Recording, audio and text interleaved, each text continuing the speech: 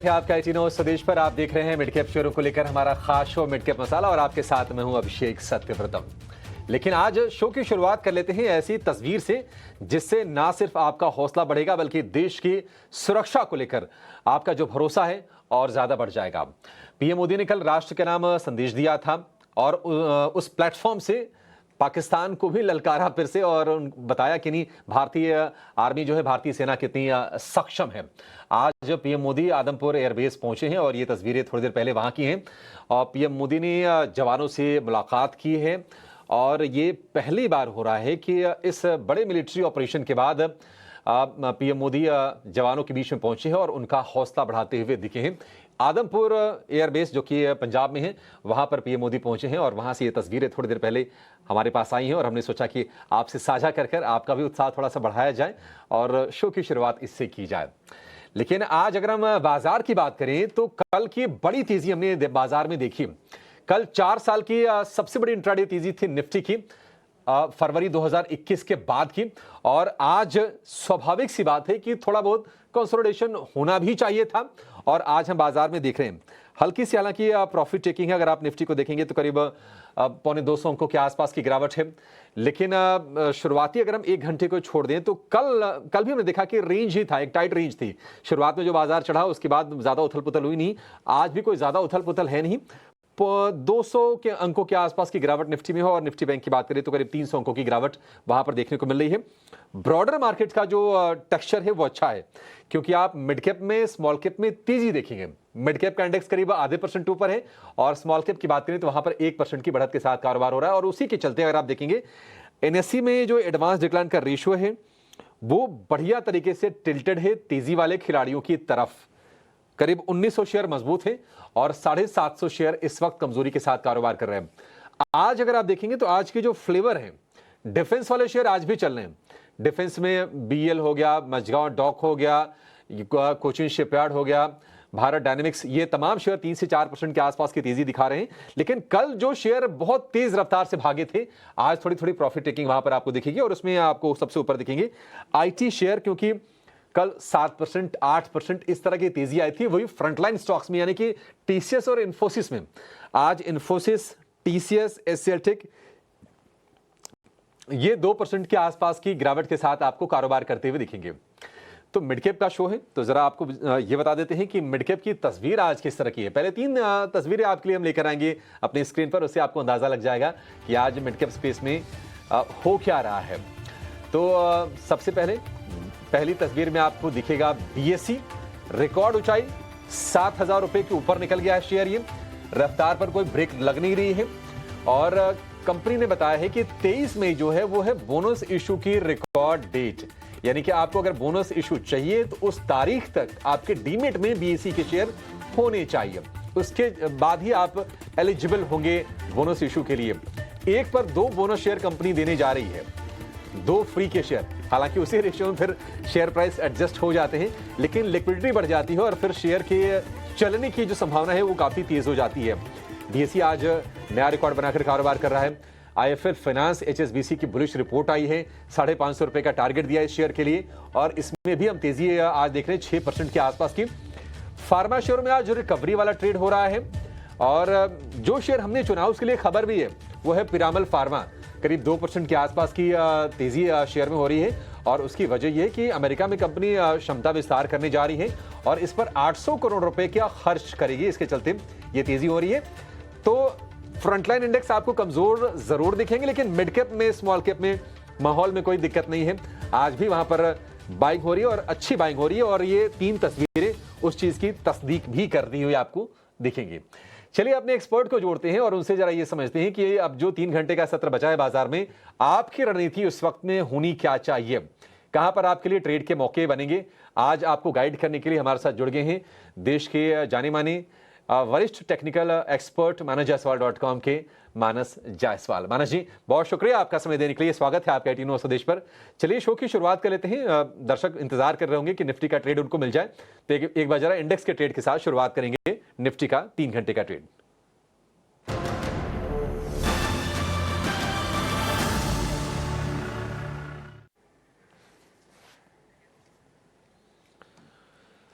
मानस जी, अब हम 12:30 बजे खड़े हैं, सवा तीन घंटे के आसपास का ट्रेड हो गया है और इस वक्त पिछले कुछ मिनटों में बाजार में प्रेशर थोड़ा सा बढ़ा है। अब 250 अंक नीचे है निफ्टी, 24,700 के नीचे आकर कारोबार कर रहा है। निफ्टी बैंक की बात करें, गिरावट थोड़ी सी और बढ़ गई है, 350 अंकों के आसपास की नरमी है। इसे आप देख कैसे रहे मानस जी? क्या ये अपॉर्चुनिटी है? जिनको चाहिए था कि इन्हें डिप्स मिले, हम बाजार में एंटर करें, ये डिप आपको ठीक लग रहा है? नमस्कार अभिषेक जी। तो देखिए, इस जो गिरावट हमें देखने को मिली है, इसको केवल एक करेक्शन की तरह ही देखना चाहिए। क्योंकि कल 900 पॉइंट की तेजी थी, तो एक छोटा-मोटा करेक्शन को ही इसको छोटा-मोटा करेक्शन ही समझना चाहिए। अब जो रेजिस्टेंस था पहले, जो 24,500 से 24,600 की रेंज में रेजिस्टेंस था, वही निफ्टी के लिए सपोर्ट होंगे। तो आई थिंक ये जो करेक्शन है, एक बढ़िया बाइंग अपॉर्चुनिटी है। पोजिशनल ट्रेड लेना बेहतर रहेगा, इंट्राडे के लिए नहीं, लेकिन अगर पोजिशनल ट्रेड लिया जाए तो आई थिंक इस गिरावट पे खरीदारी करिए। 24,540 के नीचे आपको स्टॉप लॉस लगाना है। मेरा समझना ये है कि बहुत ही जल्द आपको 25,000 तक के भाव निफ्टी पे देखने को मिल जाएंगे।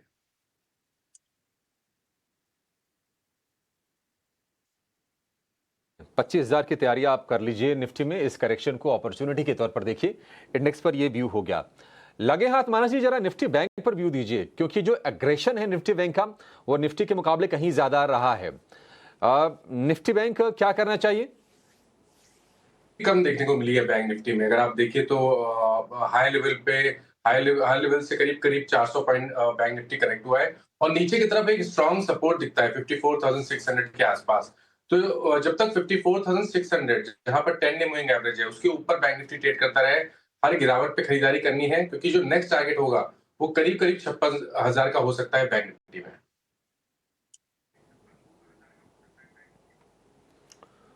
ठीक है, 56,000 के आसपास के टारगेट हो सकते हैं निफ्टी बैंक में। 55,000 के आसपास से हमने 56,000 के ऊपर के लेवल देखे हैं और वहां से मतलब 1,000 पॉइंट अभी दूर है, तो ये आपके लिए गुंजाइश बन सकती है मानस जी के हिसाब से।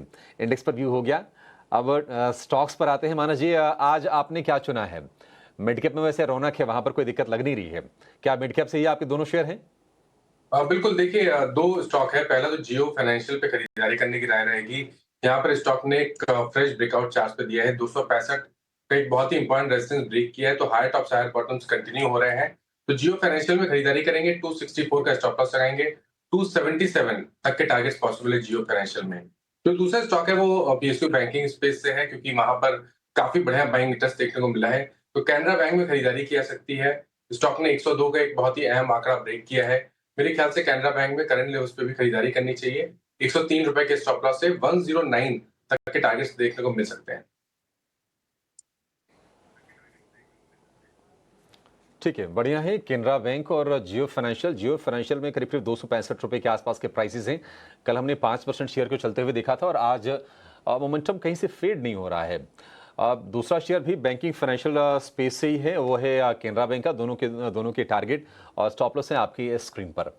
लेकिन बहुत सारे लोगों के मन में सवाल ये उठ रहा होगा कि कल इतनी बड़ी जब तेजी हुई, उसके बाद अमेरिकी बाजारों में हमने बेहतरीन सत्र देखा कल शाम को, तो आखिर भारतीय बाजार आज थोड़े से लैकलस्टर क्यों है?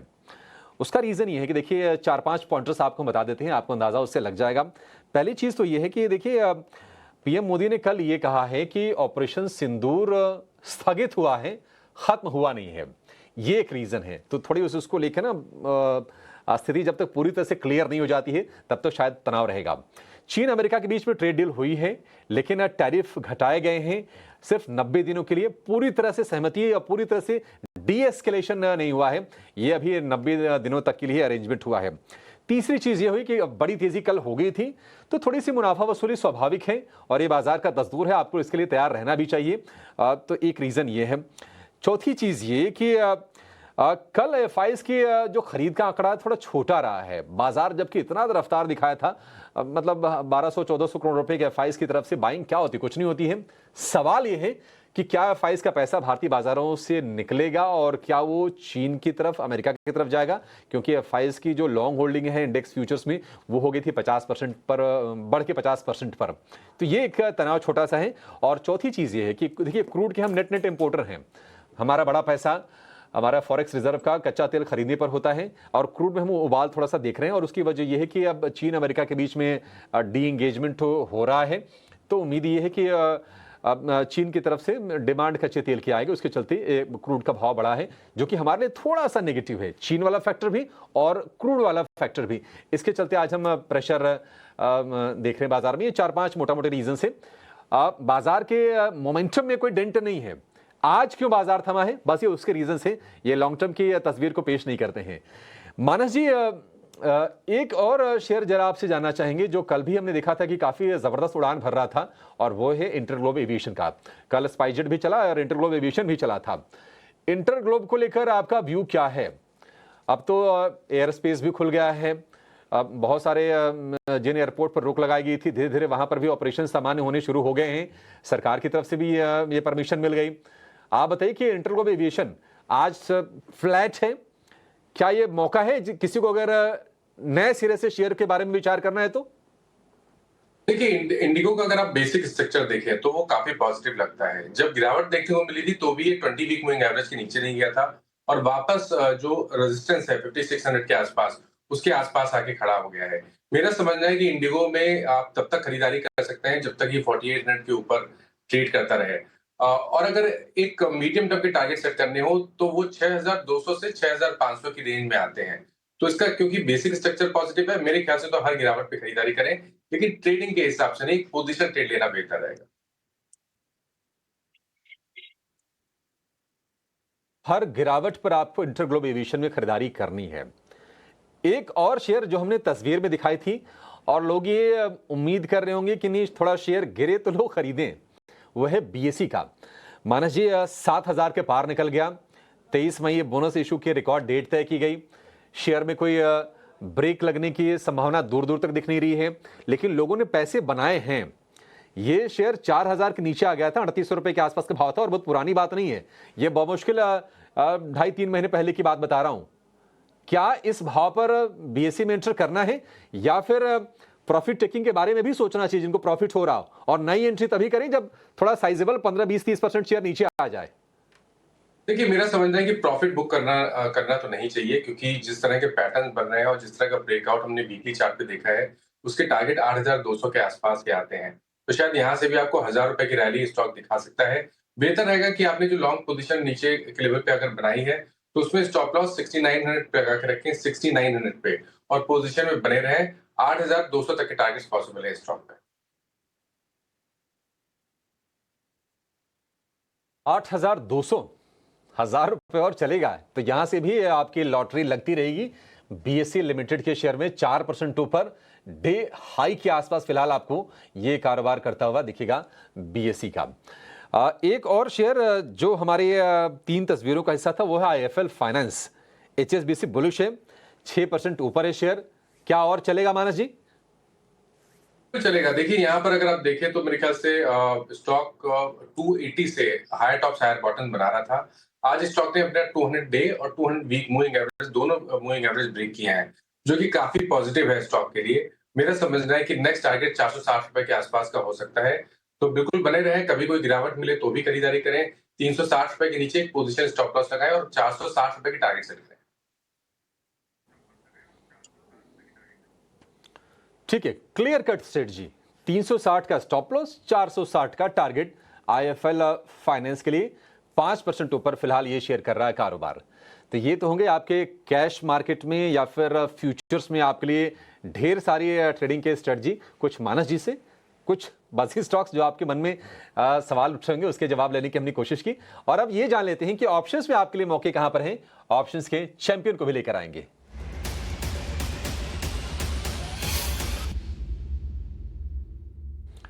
कोटक सिक्योरिटीज के अमोल आठवाले हमारे साथ जुड़ गए हैं ऑप्शंस के चैंपियन ट्रेड बताने के लिए। अमोल, बहुत शुक्रिया आपका समय देने के लिए। बताइए आज आपके रडार पर कौन सी स्ट्रेटजी है, कहां पैसे बनेंगे? Good afternoon. जियो फाइनेंस के साथ जाना चाहूंगा। अब मैं सीरीज का 270 का call option positional point of view से देख रहा था। 6.90 के आसपास मैंने पिक किया था। टारगेट निकल के आ रहे 13.5 के। स्टॉप लॉस रहेगा उसका 4.70 का। मैक्स प्रॉफिट उसमें हो सकता है 10,725 का, और मैक्स लॉस उसमें हो सकता है 3,650 का। रेंज ब्रेकआउट फॉर्मेशन है। अगर हम देखते तो स्टॉक एक काफी दिनों से एक रेंज में अटका हुआ था। ब्रेकआउट के बाद अप ट्रेंड मोमेंटम कंटिन्यू रखा है स्टॉक ने। मुझे लगता है कि अगर यही सेटअप कंटिन्यू रहा तो आने वाले दिनों में एजियो फाइनेंस में जो बुलिश मोमेंटम है वो कहीं ना कहीं कंटिन्यू होने के चांसेस चार्ट्स पे दिख के आ रहे हैं। बढ़िया है, आपको कैश में भी मानस जी ने यही शेयर चुन के बताया था और अब अमोल जी के रडार पर भी ऑप्शंस के ट्रेड। तो आपकी मर्जी, थोड़ी सी आपको सुरक्षा ज़्यादा चाहिए, कम पैसे में बड़ा मुनाफा चाहिए, ऑप्शंस के साथ जाइए। अदरवाइज आपको मानस जी ने अपने टारगेट बता ही दिए थे। फिलहाल 270 वाली कॉल खरीदने की सलाह है, 6 रुपये 90 पैसे के भाव पर। लक्ष्य 13.5 रुपये का, स्टॉप लॉस 4.25 रुपये के आसपास का। अधिकतम मुनाफा 10,725, अधिकतम नुकसान करीब 1/3। बढ़िया रिस्क रिवॉर्ड रेशियो है और ये मोमेंटम में भी शेयर है 2% ऊपर फिलहाल ये कारोबार करता हुआ आपको दिखेगा। 268 रुपये के आसपास का भाव है। ठीक है अमोल जी, थैंक यू सो मच आज समय देने के लिए और ये बेहतरीन स्ट्रेटजी हमारे दर्शकों को बताने के लिए। पिछले शो में आपको हम टाटा मोटर्स के नतीजे कैसे आएंगे इसका अनुमान बताने वाले थे, समय का अभाव था, हम नहीं बता पाए थे, लेकिन डिम्बे ने वादा किया था कि आपको अगले शो में बताएंगे। तो जरा समझ लेते हैं कि टाटा मोटर्स से उम्मीदें क्या है। देखिए, हमने 550 रुपये के नीचे के भाव देखे थे टाटा मोटर्स के, और वहां से फिर रिकवरी का एक बढ़िया फेज शुरू हुआ। अमेरिका में भी थोड़ी थोड़ी राहत की चीज़ें हुई हैं, क्योंकि जेएलआर वाला एक पोर्टफोलियो है जिनका एक्सपोजर है, जेएलआर की गाड़ियां वहाँ बिकती हैं। तो नतीजे कैसे आएंगे ये जरा समझ लेते हैं। हमारी सहयोगी सृष्टि शर्मा हमारे साथ जुड़ गई हैं। सृष्टि, बताइए क्या उम्मीदें हैं टाटा मोटर्स से, कैसे आएंगे नंबर्स? टाटा मोटर्स नंबर्स की बात करें तो यहाँ पर वॉल्यूम्स के बारे में आपको सबसे पहले बताते हैं, जहाँ पर इंडिया पीवी और सीवी वॉल्यूम्स में गिरावट देखने को मिली, पर जेएलआर वॉल्यूम्स थोड़ी सी बढ़त ज़रूर दिखा सकते हैं। अब अगर इनके नतीजों की बात करें तो आय में लगभग 1023 करोड़ के आसपास इनकी आय आनी चाहिए। EBITDA का नंबर हम उम्मीद कर रहे हैं कि 16,330 करोड़ रह सकता है। वहीं कंसोलिडेटेड मार्जिन देखें तो यहाँ पे 13.3% कंपनी के मार्जिन आने की उम्मीद है कंसोलिडेटेड बेसिस पे। इसमें कॉन्ट्रीब्यूटर्स क्या रहेंगे? सीवी बिजनेस के जो मार्जिन्स हैं थोड़े एक्सपैंड जरूर होते हुए दिख सकते हैं, क्योंकि एवरेज सेलिंग प्राइस हल्का सा बड़ा जरूर था। वहीं अगर पीवी के मार्जिन्स देखें तो वो स्टेबल रह सकते हैं 7.3% पे, पर जेएलआर EBIT मार्जिन्स देखना सबसे अहम होगा, क्योंकि यहाँ पर हम उम्मीद कर रहे हैं कि 10.7% जो है जेएलआर के EBIT मार्जिन आने चाहिए। देखते हैं कि यहाँ पे कौन सा नंबर आता है। और प्रॉफिट फिगर हमारी उम्मीद है कि 7,670 करोड़ कंपनी का प्रॉफिट आते हुए दिखेगा। तो ये उम्मीद है टाटा मोटर्स के कंसोलिडेटेड नंबर्स पे, पर सबसे अहम रहेगा कंपनी की मैनेजमेंट कमेंट्री देखना कि यूके यूएस की जो डील हुई है उसका कितना असर आते हुए दिखेगा, आगे का डिमांड सिनेरियो कैसे देख रहे हैं, और खास तौर से भारतीय बाजारों में उनका ग्रोथ को लेकर क्या आउटलुक है। ठीक है, हीरो मोटो को लेकर ये उम्मीदें। सृष्टि, आप हमारे साथ बने रहिए। आपसे जरा ये भी समझना है कि हीरो मोटो के नंबर्स किस तरह के आएंगे। फिलहाल एक टेक चेक कर लेते हैं टाटा मोटर्स के शेयर को लेकर। 720 रुपये के आसपास की कल क्लोजिंग थी, आज थोड़ी सी प्रॉफिट टेकिंग है, थोड़ी नर्वसनेस है नतीजों से पहले। रिकवर हुआ ये शेयर। ये मानस जी, टाटा मोटर्स व्यू क्या होगा आपका? क्या कोई स्ट्रेटजी अब नतीजे देख लें उसके बाद ही बनाए? देखिए, व्यू तो पॉजिटिव है, क्योंकि आई थिंक जिस दिन स्टॉक ने 680 का लेवल ब्रेक किया था तो वो कंफर्मेशन था हायर टॉप्स हायर बॉटम्स का। और अब ये भी ध्यान रखिए कि 20 वीक मूविंग एवरेज के ऊपर स्टॉक ट्रेड कर रहा है। 2 दिनों से हम कंसोलिडेशन देख रहे हैं, लेकिन अंडरटोन बुलिश बना हुआ है, इसलिए यहाँ पर बने रहिए। अगर आपके पास लॉन्ग पोजीशन है तो 702 का स्टॉप लॉस लगा लें, पोजीशन में बने रहे, क्योंकि अब अगर ये 720 के ऊपर सस्टेन करेगा तो आपको 760 तक के प्राइस देखने को मिल सकते हैं। ठीक है, 760 तक के प्राइस आपको टाटा मोटर्स में देखने को मिल सकते हैं। लेकिन सृष्टि, हीरो मोटो के बारे में जरा राय दीजिए। देखिए, हीरो मोटो तो वैसे ही फोकस में रहेगा, क्योंकि मॉनसून को लेकर अच्छी उम्मीदें हैं और टू व्हीलर स्टॉक्स को फायदा होता है और शेयर रिकवर भी कर रहा है। इसके नतीजे कैसे आएंगे, किस तरह के नंबर से रहेंगे और फोकस में क्या होगा? हीरो मोटोकॉर्प से ठीक ठाक नतीजों की उम्मीद है। देखिए, अगर यहाँ पे इनकी वॉल्यूम्स देखें तो वहाँ पर एक छोटा सा डिक्लाइन ज़रूर रहा है। साल दर साल भी वॉल्यूम में थोड़ी गिरावट रही, पर तिमाही दर तिमाही 6% की गिरावट हमें देखने को मिली। यहाँ पर अगर इनके नंबर्स की बात करें तो मार्जिन सबसे अहम होगा देखना, क्योंकि देखिए वॉल्यूम से एक सपोर्ट बिल्कुल नहीं मिला है। एवरेज सेलिंग प्राइस की बात करें या प्राइस हाइक की बात करें तो वहाँ पर 3% की बढ़त हमने देखी है, पर प्रोडक्ट मिक्स जो है 125cc सेगमेंट की तरफ थोड़ा ज़्यादा झुका हुआ है। इस जिसके चलते इनके मार्जिन जो है वो स्टेबल होने चाहिए इस चैलेंजिंग टाइम में भी।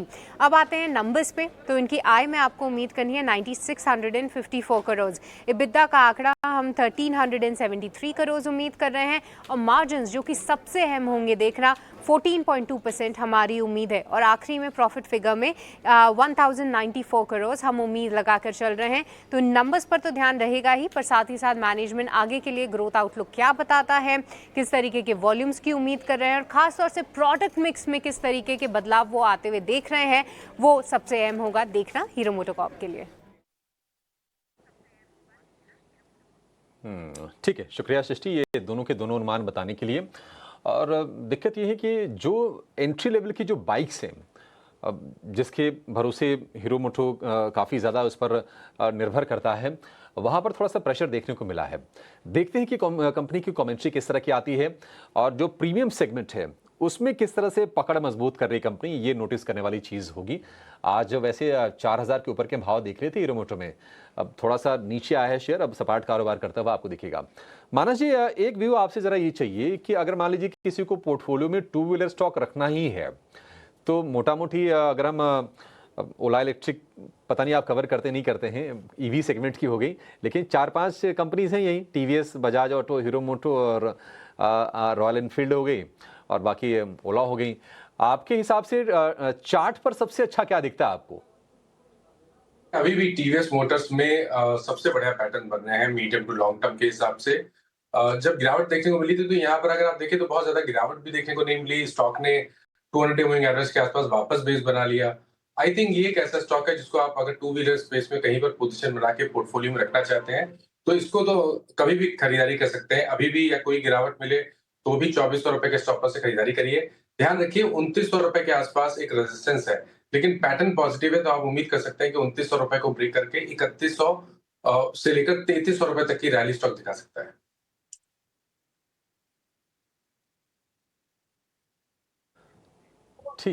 ठीक है। टीवीएस मोटर को खरीदने की सलाह है मानस जी की तरफ से, और होना भी चाहिए। देखिए, अगर हम रिटर्न्स की बात करें, आप लॉन्ग टर्म छोड़ दीजिए, अगर आप इस साल की यानी कि YTD रिटर्न्स वगैरह आप देखेंगे तो टीवीएस मोटर ने करीब करीब 14% के आसपास रिटर्न दिए हैं। हीरो मोटो आपको 4-5% नीचे दिखेगा ईयर टू डेट, और अगर आप बजाज ऑटो की बात करें तो वहाँ पर भी 7 से 8% के आसपास की नरमी दिखेगी। तो ये चुनने के पीछे वजह यही है कि ये बेहतरीन चार्ट पैटर्न रहा है टीवीएस मोटर का। लेकिन चलिए, अब आखिर में ये समझ लेते हैं कि अगर आपको मिड कैप में कहीं निवेश करना है तो आपके रडार पर कौन सा शेयर होना चाहिए, ये जानेंगे। लेकर आएंगे मिड कैप के महारथी को।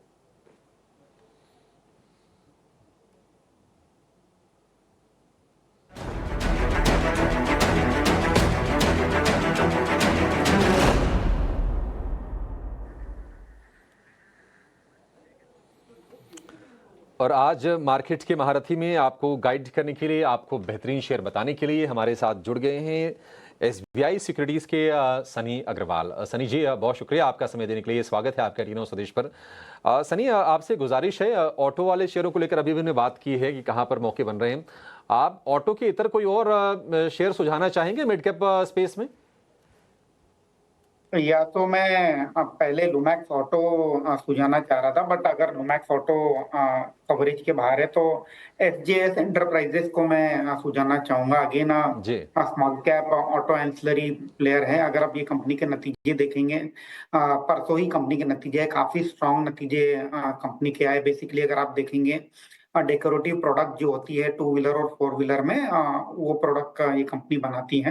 And at the same time recently अभी इन्होंने हीरो मोटोकॉर्प से इन्हें कभी ऑर्डर भी मिला है, एक नया क्लाइंट इन्होंने ऑनबोर्ड किया है, जिसके चलते despite of slowdown in entire two wheeler industry, मुझे लगता है कि SJS एंटरप्राइजेस का परफॉर्मेंस बेहतर रहेगा। करंट मार्केट प्राइस SJS का 1000 रुपए के आसपास का है, और हमारा जो प्राइस टारगेट रहेगा इसमें 1400 का रहेगा, with investment horizon of 6 to 12 month.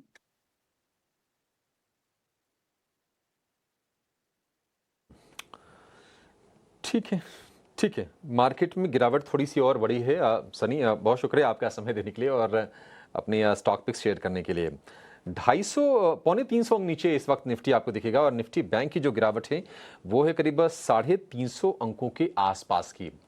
आज एक स्पेस जहां पर अच्छा खासा बज़ है और जो उसमें सरकारी कंपनी ज़्यादा हैं वो है डिफेंस का। मानस जी, BEL चल रहा है, इसके अलावा कोचिन शिपयार्ड, मैदानी हो गया, गार्डन रीच शिप बिल्डर हो गया, ये तमाम शेयर चल रहे हैं। एक स्पेस कैपिटल गुड से जो शेयर है BHEL, वहाँ पर भी रौनक देखने को मिल रही है। कोई सरकारी PSU या PSU डिफेंस शेयर आपको बेहतर लग रहा है? थोड़ा सा किसी को अगर पोजिशनल व्यू लेके ट्रेड करना हो तो देखिए, पहले डिस्क्लोजर है कि BHEL और BEL दोनों में हमने अपने क्लाइंट को एक रिकमेंडेशन दिया हुआ है लॉन्ग साइड पे। तो अगर हम BHEL की बात करें तो यहाँ पर एक फ्रेश ब्रेकआउट है। आई थिंक जो नेक्स्ट टारगेट होगा वो 455 तक का हो सकता है। तो यहाँ पर खरीदारी करने की राय अभी भी दिखती है। 234 के स्टॉप लॉस से आप BHEL में एक पोजीशन बना सकते हैं।